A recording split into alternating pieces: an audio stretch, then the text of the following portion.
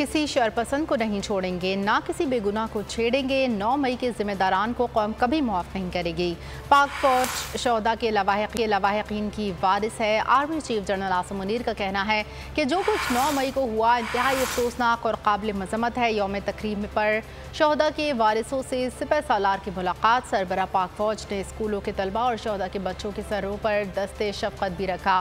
सिपाही इमरान शहीद की बेटी अजरा से भी मुलाकात की। यकीन दिलाए कि शोहदा की कुर्बानियों को हरगिज़ फरामोश नहीं होने देंगे।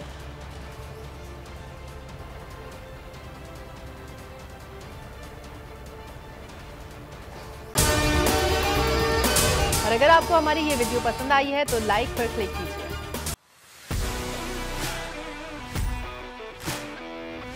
कहा तो था नहीं आऊंगा, पर आना पड़ा। सबको बताना ही पड़ेगा कि शोज में जुनून से जीतोगे तब कंटेस्टेंट्स हों कलाकार। एक तरफ सोशल मीडिया स्टार, एक तरफ पाकिस्तान स्टार। शुरू करें? एक्सक्यूज मी, आप भी। खुश रहो पाकिस्तान। खुश रहो पाकिस्तान बुध और जुमेरात शाम 7 बजे सिर्फ बोल एंटरटेनमेंट पर।